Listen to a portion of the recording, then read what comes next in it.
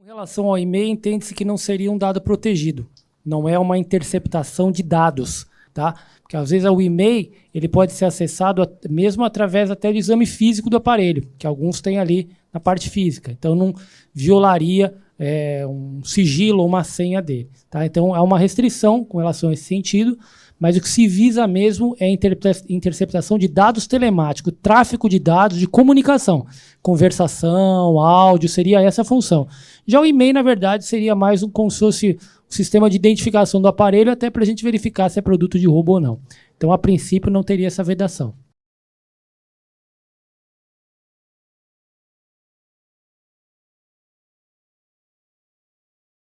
Eu entendo que não configuraria o crime nesse caso, porque a própria lei usa a expressão fundados indícios, né?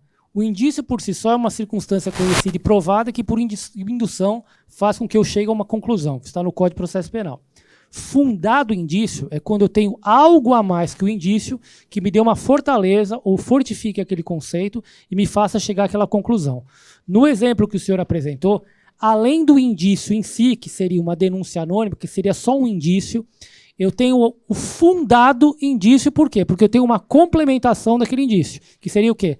O uso do animal, que a gente tem estudos reconhecidos, que ele vai farejar o entorpecente quando ele existe ou não. Então, havendo essa comprovação, que é um estudo científico, que o animal tem essa propriedade de encontrar o entorpecente naquelas condições, eu, em plantão, entenderia essa ação como um fundado indício da existência do entorpecente naquele local. Se o entorpecente fosse encontrado, melhor ainda, né, que a gente tem apreensão, mas na justificativa do entrada e do ingresso do guarda civil sem a ordem judicial que eu teria que justificar, eu colocaria que houve um fundado indício, ou seja, o indício preliminar é o indicativo, como é que a informação chegou para os senhores, uma denúncia, alguma coisa, só que esse indício ele se potencializou, ele se complementou com a ação do animal, que através de estudos científicos ele fatalmente encontraria a droga e isso foi verificado no contexto. Então a gente deixaria de ter um indício simples para ter um fundado indício que legitimaria o ingresso na residência.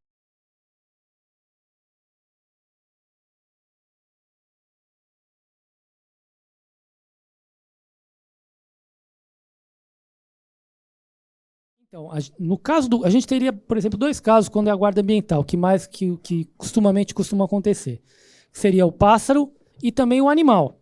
O cão que está preso, que a gente está verificando ali que está sofrendo maus tratos, mas está trancado, eu estou vendo aqui, será que eu posso entrar? Eu, guarda civil, recebi uma denúncia anônima ou até uma denúncia formal, que no endereço X, vamos chegar lá no pássaro, um animal, por exemplo, um cão está sofrendo maus tratos. Guarnição chega no local, tem acesso visual ao local onde o cão está, por exemplo, tem lá uma grade, alguma coisa, está vendo um fato notório que aquele cão está sendo maltratado. Isso, por si só, já é um indicativo que um delito está ocorrendo naquela casa, ou seja, maltrato animal. Então, isso, por si só, justificaria o ingresso independente de mandado. Então, quando eu tenho uma informação, um dado formal, visualmente eu estou verificando. O canto do animal, como eu falei, aplica-se o mesmo princípio para o cão.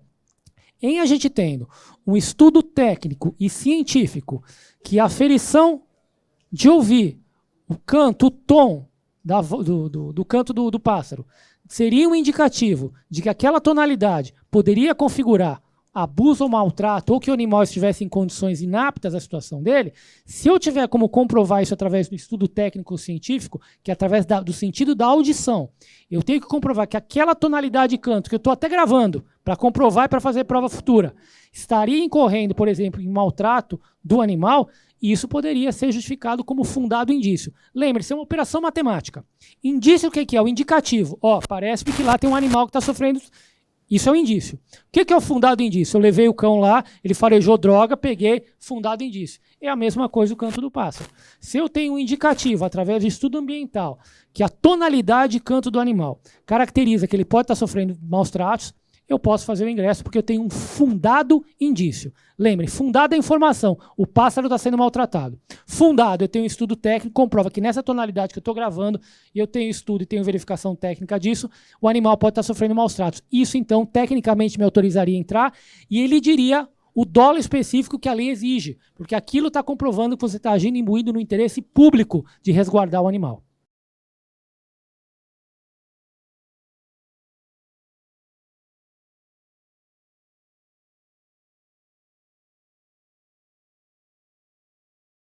A lei ela é nova. Nós tivemos alguns postulados que nós estudamos e orientamos, no sentido de se manter uma ação sensata, porque a gente não sabe como a jurisprudência, como o Poder Judiciário vai se manifestar. Até agora a gente não teve nenhum crime de divulgação de imagem de suspeito. Então a gente está trabalhando o quê? Em suposições que podem vir a acontecer. Se o encontro é fortuito, por exemplo, a guarnição está na rua, efetuou uma captura, de repente a imprensa apareceu, filmou, fotografou, o encontro é fortuito, o policial não tem como controlar aquele ambiente. Então, fatalmente, não teria a infração penal. Se a gente já tem um cenário direcionado, ou seja, fatalmente vai haver aquela exibição, eu estou ciente daquilo e eu vou poder aderir àquela conduta, eu não vou dizer que o crime existe, mas pode haver a alegação de que o ambiente era controlado, porque vocês estavam cientes da presença da imprensa, que iriam efetuar uma captura e que, consequentemente, aquela imagem seria vinculada. Então, eu não estou dizendo com segurança que isso é crime. Eu estou dizendo que pode haver um questionamento por conta do ambiente ser tecnicamente controlado, o que é diferente do encontro fortuito. Vocês acabaram de efetuar a prisão, a imprensa apareceu e filmou. Essa situação é pacífica, aí não vai ter crime mesmo. Mas, nesse caso, pode haver indagação, ainda que remota, de que vocês tinham controle do cenário e exibiram o rosto ou parte do corpo do preso. A gente faz lá, mancha o rosto. Pela lei não importa, gente. Manchou o rosto, apareceu parte do corpo, é o mesmo princípio, tá? Então é importante a gente ter cautela e principalmente aquilo que eu falei, bom senso. Tendo bom senso, a gente elide o dolo, né? Dolo específico, e aí a gente vai estar imune a qualquer tipo de reparo correcional ou qualquer reparo penal, tá?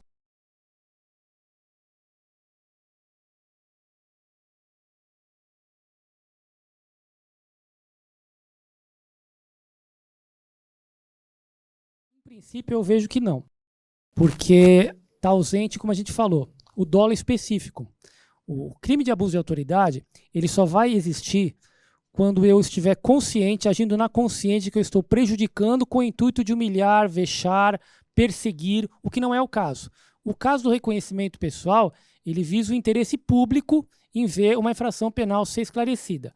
O que seria mais específico para a gente configurar o crime de abuso de autoridade seria, nesse caso, prosseguir no interrogatório da pessoa que deseja estar acompanhada de advogado. Então, nesse caso, ó, o senhor foi capturado por tal infração penal, o senhor está sendo autuado por tal crime, eu sou responsável pelo seu interrogatório, o senhor tem direito de permanecer em silêncio e aquele corolário que a gente conhece. O senhor quer ser interrogado ou o senhor prefere acompanhar o uso de advogado? Não, eu quero somente ser interrogado na presença do meu advogado. Então, o delegado de polícia ele encerra o interrogatório, menciona essa diversidade e prossegue nos demais atos sem problema algum. Não vai haver diversidade alguma. Isso não vai interferir no juízo de valoração jurídica que ele fizer, até porque ele vai ter um conjunto externo de provas que vai edificar aquela prisão. Às vezes a palavra do interrogado não vai ter tanto peso naquele momento. Ele dizendo ou não vai ter tanto peso naquele momento. Então eu acredito que não. Eu acredito que o ato de reconhecimento ele decorre do próprio Código de Processo Penal, né? E eu acredito que se for motivado por questão de interesse público, no sentido da gente precisar de que a vítima aponte aquele sujeito, para que pelo menos eu possa valorar juridicamente se ele é não o autor daquela infração, apenas para edificar o auto de prisão em flagrante, o que ele vai dizer não é outra coisa, é meio de defesa, eu acredito que essa diligência ela não exige a presença de advogado e ela não vai prejudicar a pessoa no sentido de que você cometeu um crime de abuso de autoridade. Pode ser que o judiciário venha a se pronunciar de maneira diversa futuramente, mas desde que a gente fundamente isso no auto de prisão em flagrante, eu não vejo nenhum tipo de problema com relação a esse sentido.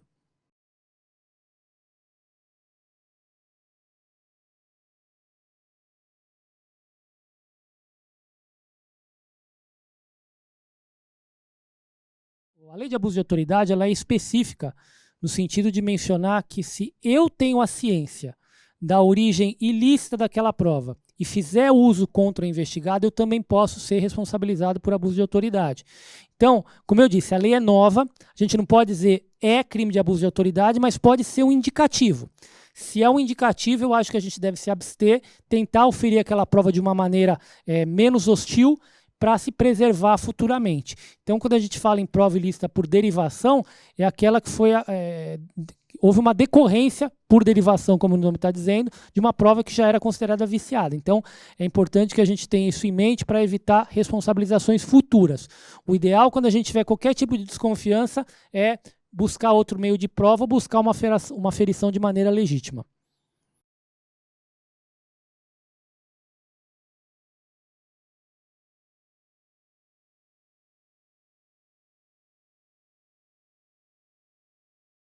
A gente sempre insiste, né? A legislação é nova, a gente está pegando uma transição, nós estamos num laboratório de experiência, na verdade, nós vamos ser as cobaias, né, do que efetivamente vai vir a acontecer. Quando a lei fala em ambos os sexos, sexo, tecnicamente, nós temos dois, masculino e feminino. Só que hoje nós temos a questão da identidade de gênero, ou seja, então nós temos o homem biológico, que personifica o sexo oposto, que seria a mulher transexual, o travesti, e nós temos a mulher biológica que transpõe o sexo oposto, que personifica o sexo oposto, melhor dizendo. É a mulher biológica que a aparência física dela é masculina. Só que nós temos ali, em tese, uma mulher e um homem. Qual vai ser a tendência, a meu ver, ideal para que nós respeitemos a questão da identidade de gênero? E eu digo por que a gente tem que atentar por isso? Porque hoje, eu até explicitei as duas legislações, nós temos lei federal, nós temos legislação estadual que disciplina que os servidores públicos, o Estado, deve respeitar a identidade de gênero das pessoas, inclusive na identificação. Ora, se eu devo respeitar a identidade de gênero na identificação, é óbvio que eu devo respeitar a identidade de gênero em ações práticas e operacionais e vai influenciar na própria questão da prisão. Então, o ideal, a partir de agora, é que nós tenhamos compartimentos de presos separados. Vamos dar um exemplo? Nós vamos pegar a mulher transexual e a mulher. Hoje, a gente vê que a mulher transexual é praticamente, esteticamente, é uma mulher. Fica até difícil de nós identificarmos uma situação diversa. Só que, biologicamente, ela é homem. Então, como a gente tem um sexo biológico, homem, mas nós temos que respeitar a identidade de gênero, não seria apropriado, em termos até politicamente corretos, nós colocarmos duas, entre aspas, mulheres que estão ali na questão física específica na mesma cela, porque nós temos um homem biológico. Então, aquela pessoa, por ser homem biológico, tecnicamente ela não poderia ficar no mesmo ambiente que uma mulher, porque elas são de sexos opostos, mas têm identidade de gênero similar. Então, o ideal é a mulher ficar numa cela e a mulher transexual, por ser biologicamente homem, em outro espaço de confinamento, separada, guardada, não misturada. E isso vale também para o homem transexual. Então, o ideal hoje, gente, é que nós, nas unidades policiais, isso futuramente pode acontecer, é que nós tenhamos celas para homens, mulheres, adolescentes e mulheres transexuais ou homens transexuais, para a gente evitar esse contato com o sexo legalmente definido, tá? Por conta da legislação que a gente tem de observância de identidade de gênero, tá? Se a gente for seguir a lei, fala ambos os sexos, masculino e feminino. Então eu tenho lá, coloquei um homem biológico com uma mulher transexual, que é o travesti, que a gente vai verificar que é uma mulher fisicamente e por vezes só tem o sexo biológico masculino. Se há algum tipo de violência física ou sexual por parte do homem com relação à mulher transexual, vai haver uma responsabilização do Estado.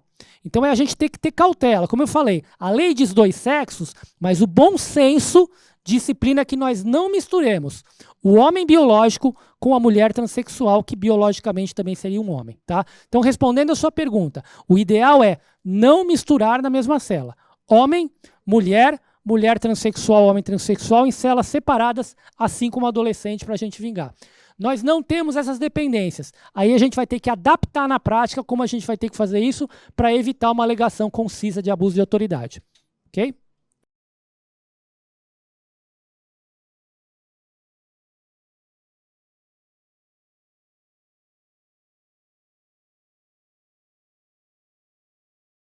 Essa pergunta é interessante porque a gente também puxa um gancho. Não raro pode acontecer da imprensa solicitar a imagem de um preso, uma imagem que já foi gravada, uma imagem pretérita, para divulgação. essa imagem é cedida, essa imagem divulgada. Se a gente for analisar na lei, na letra fria da lei de abuso de autoridade, fala exibir, preso ou detento, parte do corpo ou o rosto, a curiosidade pública. Seria o ato de exibição direta. Eu estou com ele sob custódia e faço a exibição. Quando a gente cede uma imagem à terceira, essa imagem já foi capturada. Então é uma ação pretérita. Então pode haver o entendimento que não há crime. Tá? Então o que pode acontecer nesse caso? Esse tipo de imagem de monitoramento de município, em tese, ele é utilizado para quê? Para aferição de convicção de autoridade policial, para a formação de convicção para fazer um flagrante, para indicar que aquela pessoa praticou aquele delito, para indicar que aquela pessoa estava naquele local. Essa é a finalidade, esse é o interesse público. A partir do momento que um terceiro tem acesso a essa imagem e faz a divulgação indevida, se alguém, por exemplo, da imprensa faz essa divulgação, ela pode ser responsabilizada amanhã depois pelo sujeito, do dono da imagem, que é a pessoa que está personificada, por uma ação de indenização, alguma coisa nesse sentido. Agora, quando a cessão ela é feita por um funcionário público de uma imagem capturada e já pretérita, e a divulgação é feita à revelia dele, eu acredito que não há como responsabilizá-lo. Então, a gente, como eu falei, a gente está patinando ainda na nova lei, são comportamentos que a gente pode estar dizendo uma coisa aqui, vem um juiz amanhã e decide completamente diferente. O importante é ter bom senso. Todo policial ele tem aquela luzinha vermelha dentro dele, que ele vem da expertise do tirocínio da rua. Quando ele sente que aquela situação, aquela luzinha vermelha piscou, é o momento dele falar, olha, aquele momento eu acho melhor não levar adiante, porque eu estou em dúvida se vai dar problema ou não. Estou em dúvida? Segura a situação, vamos evitar um mal maior, tá?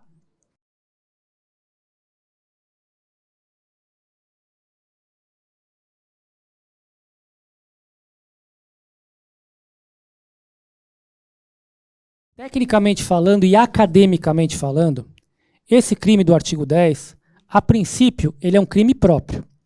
Ele só poderia ser cometido por quem tem a função ou a atribuição legal de decretar medida de condução coercitiva, que no caso são duas autoridades, o juiz de direito ou o delegado de polícia. Então é um crime próprio.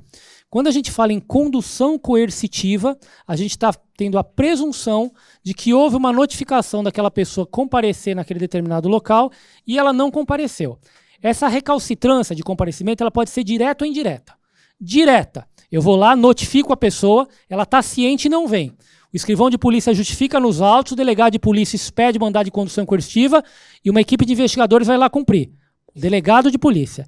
Indireta. O delegado quer ouvir a pessoa, a equipe de investigação vai por várias vezes notificá-lo, percebe que ele está tentando se furtar a ação policial, uma hora ele não está, uma hora ele está escondido, uma hora não mudar, ou seja, eles não podem ficar à mercê disso, eles justificam que a situação está levando à recalcitrância indireta, ou seja, ele não foi notificado, mas está se furtando a ser. Nesse caso também se imporia a condução coercitiva. Tá? Então a condução coercitiva, como você falou, indiciado e testemunha. Não é o caso da pessoa comum do povo. Existe um artigo na lei, que era o artigo 11, que ele vedava o quê? A captura indevida. Só que ele traria muita insegurança jurídica, porque qualquer policial teria medo de pegar alguém na rua, porque o delegado chega lá e fala, só que isso não é flagrante, isso não é crime. Então, às vezes, o policial ele não tem a expertise técnico-jurídica para saber se aquela condição efetivamente é crime ou não. Ele tem uma aparência de infração penal. O bom senso leva, olha, alguma coisa está errada, vou levar. Ah, mas o delegado falou que não tem nada, então agora o senhor praticou crime de abuso de autoridade. Esse crime que existia, que era a captura indevida, ele foi vetado pelo Congresso Nacional. Porque senão ele ia trazer uma insegurança jurídica tal que nenhum policial mais conseguiria efetuar uma captura e levar para o delegado. Exato. Poderia executar essa ação. Então, nesse caso específico, o que fica para a gente entender? É um crime próprio, ele seria praticado pelo delegado e pelo juiz nesse contexto. Eu notifiquei, não veio, eu vou lá e faço a condução coercitiva sem efetuar isso. Cadê o sujeito? Não, já notificou? Não, mas quer saber? Toma mandado, vai lá e busca e traz na mar. Aí sim teria infração penal. Ela não se confunde com a captura indevida. Captura indevida, quando a gente sabe, ela não tem elemento subjetivo. Às vezes a gente não pode exigir do guarda civil que ele tenha o conhecimento de todos os artigos do Código Penal e da lei extravagante. Às vezes ele está vendo uma aparente infração penal, na condição dele, e levou aquilo ao conhecimento da autoridade, o interesse dele é público, de ver aquela conduta em tese ou não analisada e punida, então ele não tem dolo algum.